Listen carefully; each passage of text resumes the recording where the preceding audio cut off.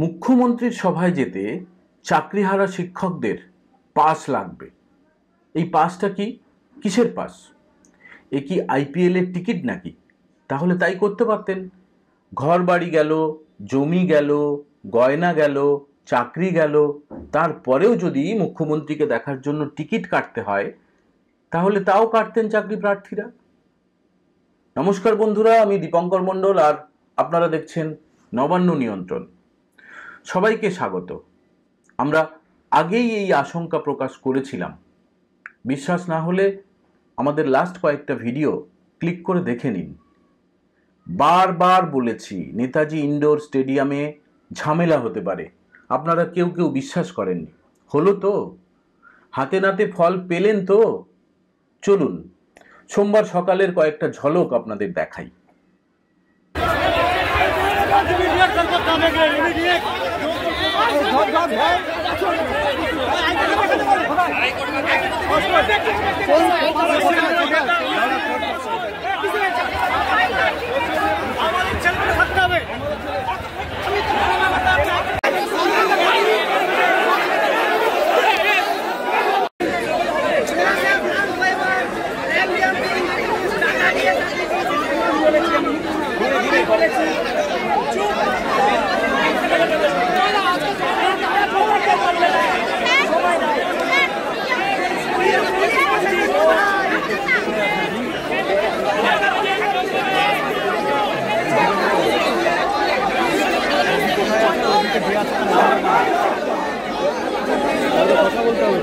অসহায় শিক্ষকদের মার খাওয়ার এই দৃশ্য আপনারা যতটা সম্ভব বেশি করে শেয়ার করুন।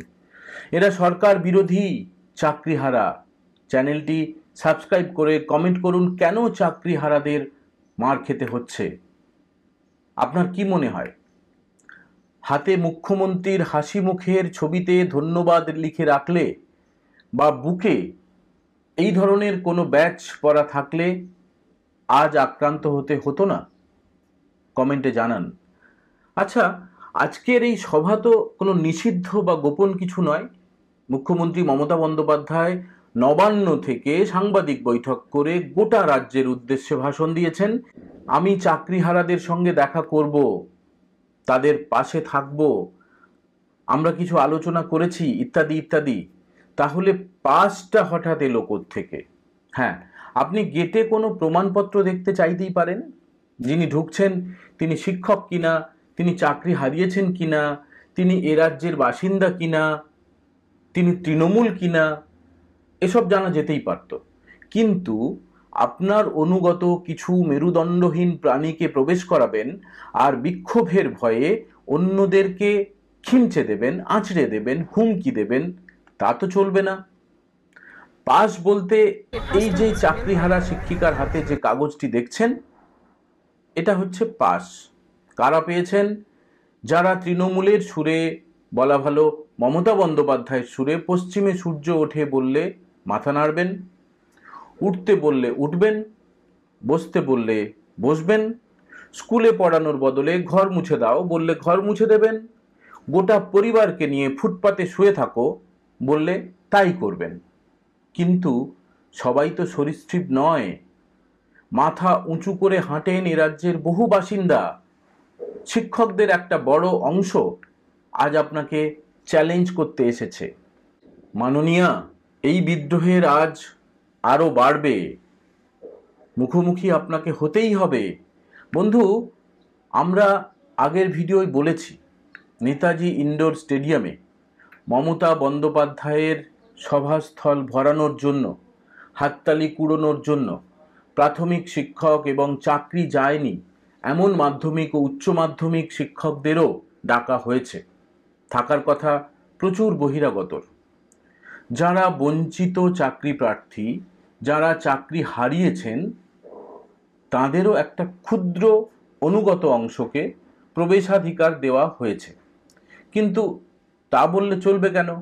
যে সরকারের অপদার্থতায় চাকরি চলে গেল, যে সরকারের অনুপ্রেরণায় পরীক্ষায় পাশ করার পরেও চাকরি মিলল না, তারা তো আসবেনই, তারা তো প্রশ্ন করবেন। কয়েকটি টিভি চ্যানেল এই অসভ্য এবং বর্বর পরিস্থিতিকে যোগ্য অযোগ্যদের লড়াই বলে অপমান করছে। এটা ইচ্ছাকৃত। রাজ্য সরকার, স্কুল সার্ভিস কমিশন, মধ্যশিক্ষা পর্ষদ, স্কুল শিক্ষা দপ্তর, সিবিআই, হাইকোর্ট, সুপ্রিম কোর্ট কেউ যোগ্য অযোগ্য বাছাই করতে পারল না। আর মিডিয়ার ওই অংশটা বলে দিচ্ছে যোগ্য অযোগ্যর লড়াই। একদম তা নয়। আবার বলছি, বিষয়টা একদম তা নয়। আজকের লড়াই সরকার অনুগত এবং সরকার বিরোধীদের মধ্যে। প্রাথমিকভাবে যেটা পরিকল্পনা ছিল, নেতাজি ইন্ডোরের ভেতরে সরকারের কলঙ্কময় আচরণের বিরুদ্ধে কেউ যদি কথা বলেন, পোস্টার দেখান, মুখ্যমন্ত্রীকে কালো পতাকা দেখান, তাহলে বিক্ষুব্ধ শিক্ষক বা শিক্ষিকাকে ফেলে মারা হবে। তা নিশ্চিত করতে কিছু ভাড়াটে গুন্ডাও তৈরি ছিল। কিন্তু অনুগতদের এতটাই উৎসাহ যে নেতাজি ইন্ডোরের বাইরে রাস্তার উপরেই সরকার বিরোধী চাকরিহারাদের হেনস্থা করা হলো। আক্রমণ হয়েছে পুলিশের সামনে। পুলিশও বা কি করবে? হাজার হাজার অসহায় রাত জাগা ছেলে মেয়েদের দলে তো তাঁদের সন্তানরাও রয়েছেন। বন্ধু, মর্নিং শোজ দ্য ডে। 7ই এপ্রিল আরও বহু ঘটনার সাক্ষী থাকবে, আপনাদের সব জানাবো। এই ভিডিও ভালো লাগলে আপনারা লাইক করবেন, শেয়ার করবেন এবং কমেন্ট করবেন। এই প্রত্যাশা রেখে আপাতত বিদায় নিচ্ছি। দেখা হবে পরের ভিডিওয়। সবাই ভালো থাকবেন। নমস্কার।